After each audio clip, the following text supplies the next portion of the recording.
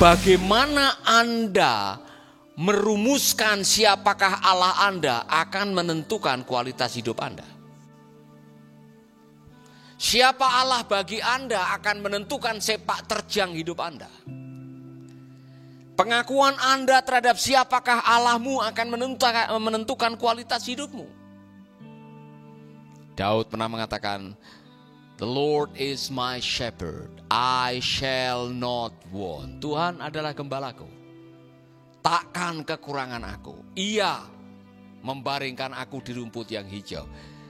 Daud memulai dengan sebuah pernyataan siapa Allahnya, dan setelah itu apa yang dilakukan oleh Allahnya dalam hidupnya.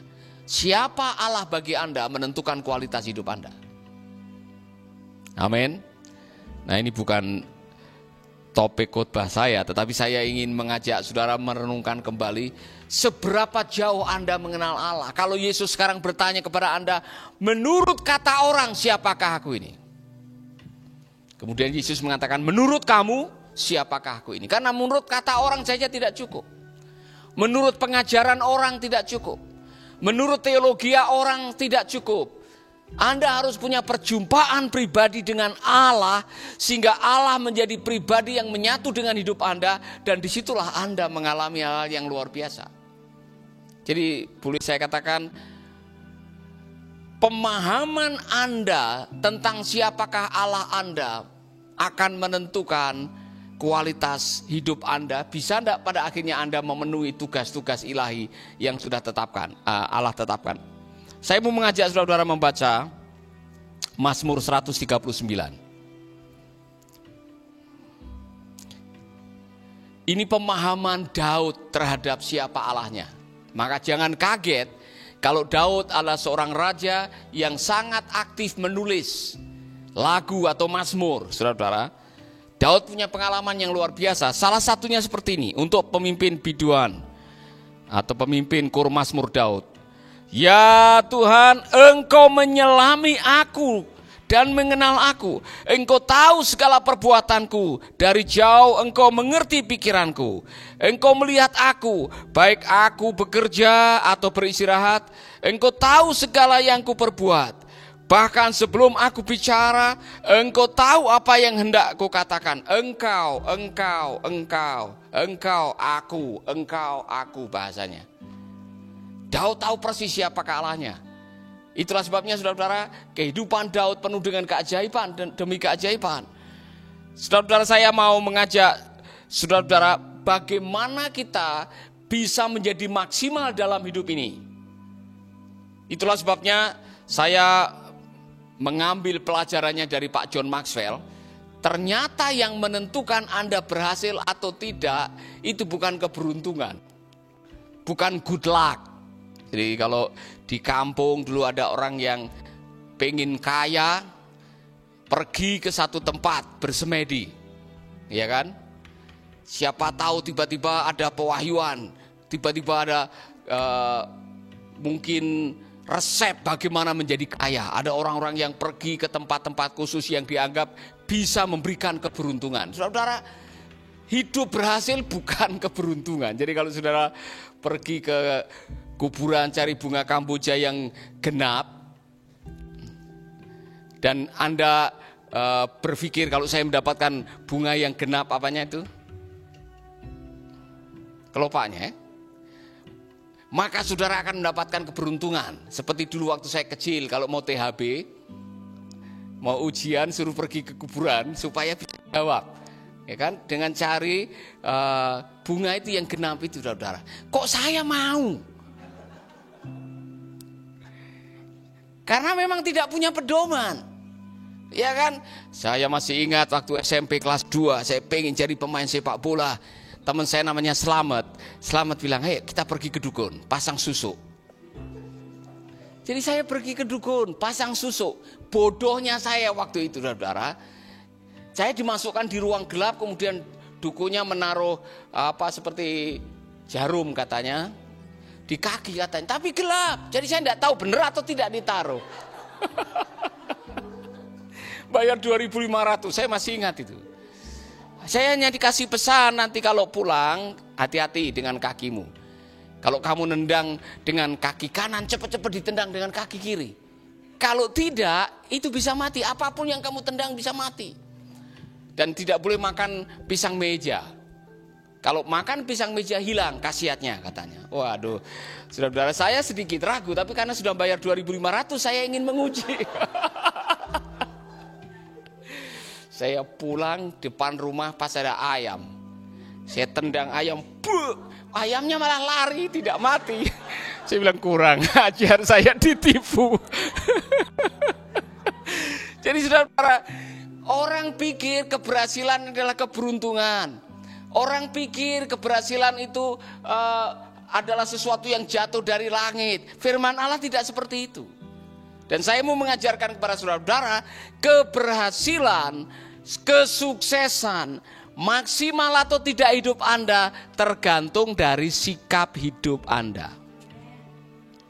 Jadi saudara-saudara boleh mengatakan kepada dirimu, sikapku menentukan kehidupanku. 1, 2, 3.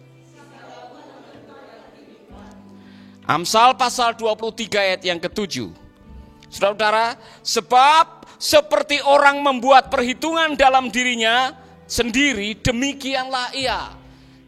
Di dalam bahasa Inggris ditulis as man think as he is. Jadi sebagaimana engkau berpikir, itulah siapa Anda. You are what you think. Siapa Anda ditentukan oleh apa yang Anda pikirkan. Nah, saya harap Anda memiliki cara berpikir seperti Daud tadi di dalam 139.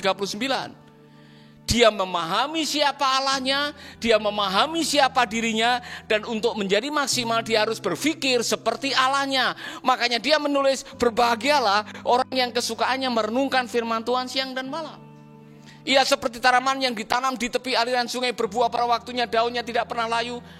Apa saja yang diperbuatnya prosper. Saya ulangi lagi, prosper atau berhasil di dalam ayat saudara, di dalam terjemahan saudara.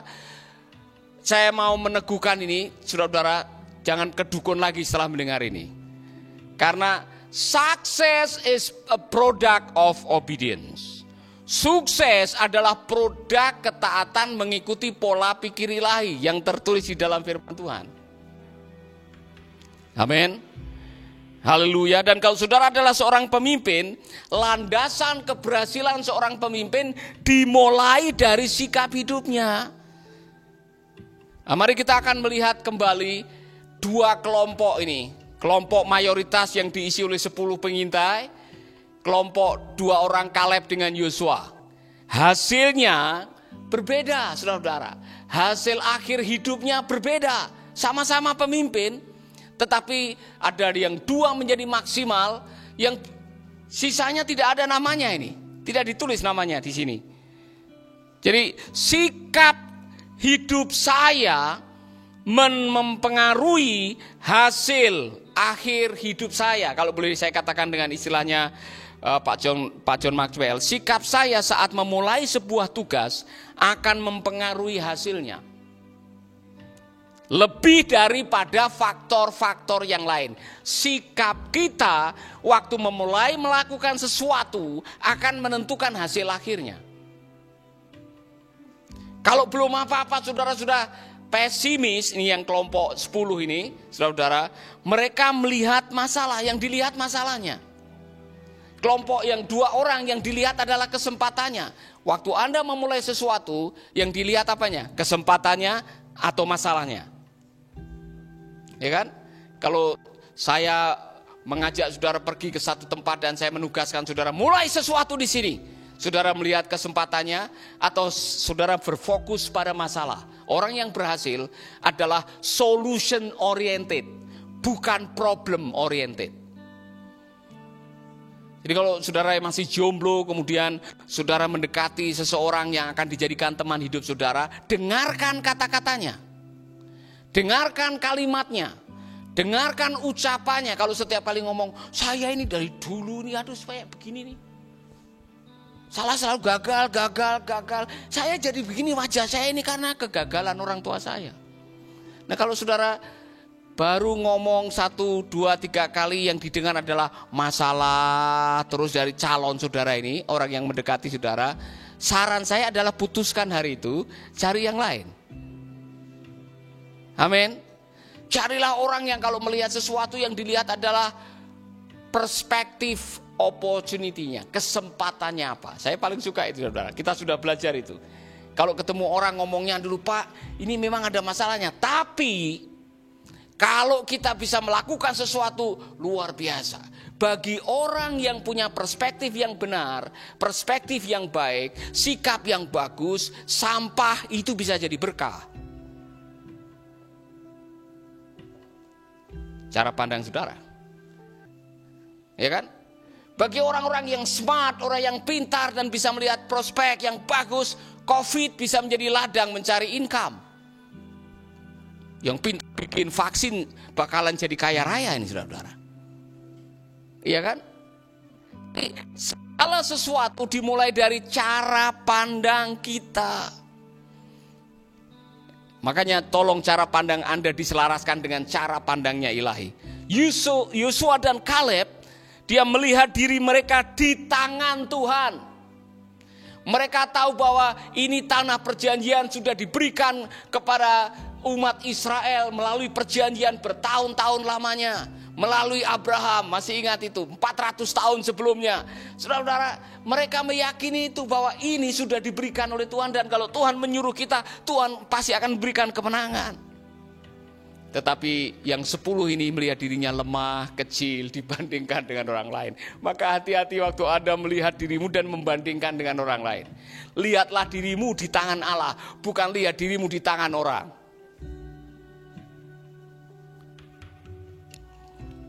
Cek baik-baik sikap saudara, karena ini menentukan masa depan saudara. Adakah Anda orang yang optimis atau pesimis?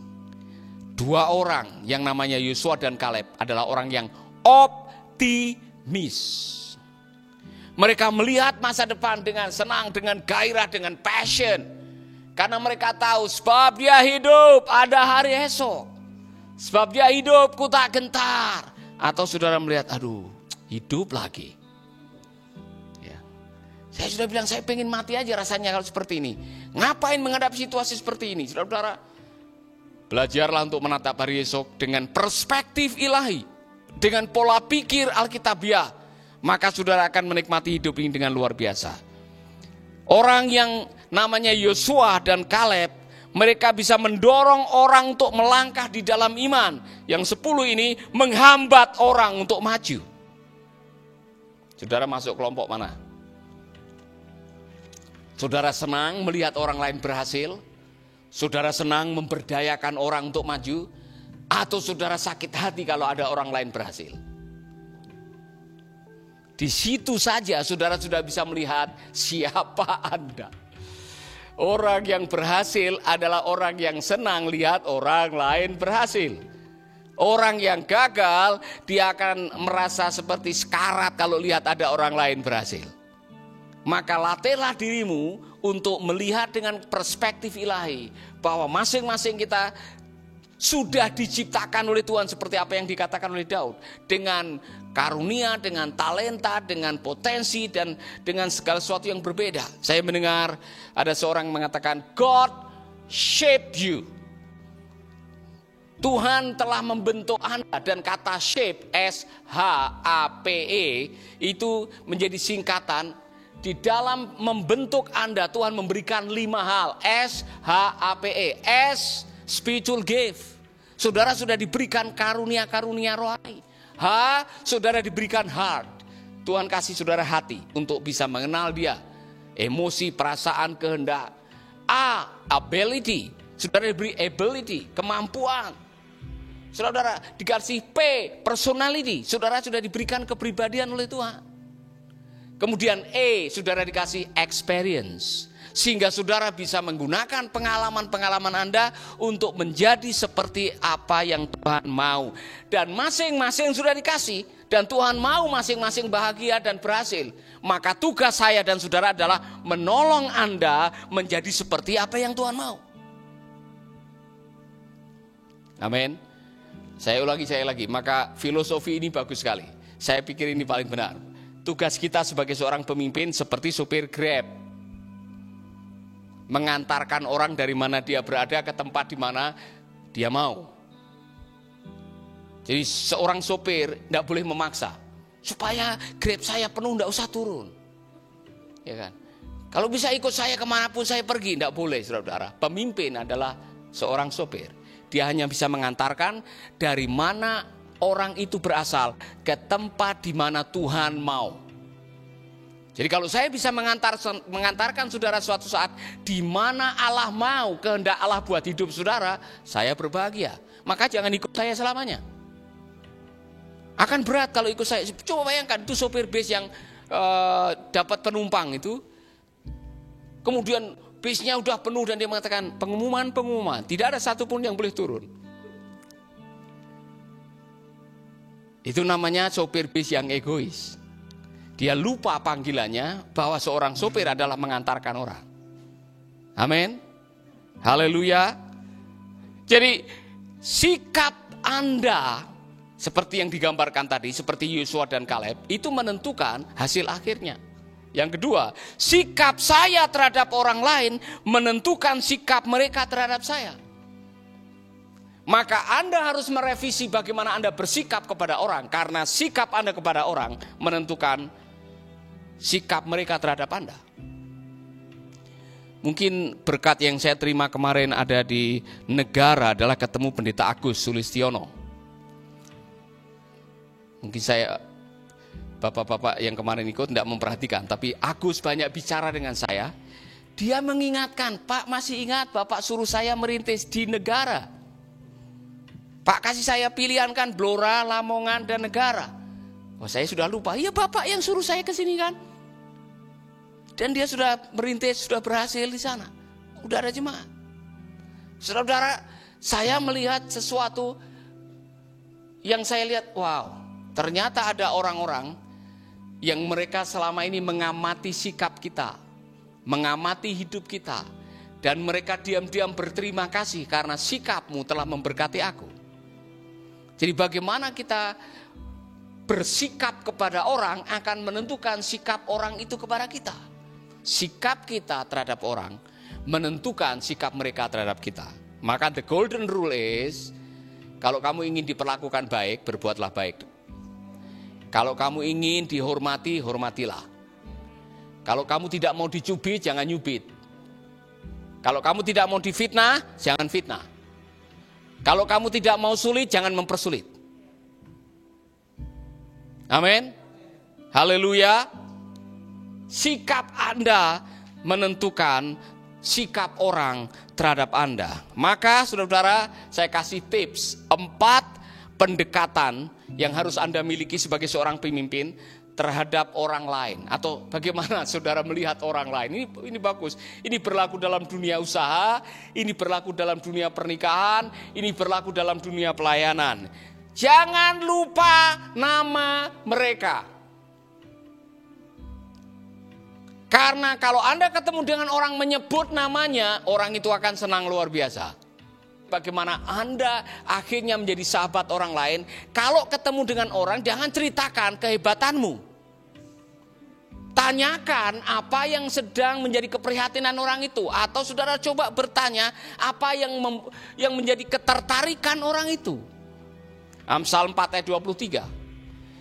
Jagalah hatimu dengan segala kewaspadaan, karena dari situlah terpancar kehidupan. Saudara-saudara, bagi orang yang tidak mudah menyerah, mereka pada akhirnya akan meraih apa yang mereka mimpikan. Bagi orang yang tidak putus asa, mereka berjuang dan mungkin harus menderita, tapi pada akhirnya mereka mendapatkan apa yang mereka impikan. Sikap saudara menentukan. Mau berhasil, mau gagal, sikap hidup saudara. Dan di Alkitab ada banyak catatan, ada banyak petunjuk bagaimana Anda berhasil atau gagal, semua ditentukan oleh sikap. Keempat, sikap saya dapat mengubah masalah menjadi berkat. Ini orang-orang yang luar biasa. Saya harap Saudara-saudara, sampai di titik ini, kacamata yang Anda pakai untuk melihat masalah sangat menentukan bagaimana kita menyikapi masalah. Bagi orang-orang yang memiliki pola pikir ilahi, sudah terbiasa menyelaraskan pola pikirnya dengan kebenaran, tidak akan kesulitan menghadapi masalah.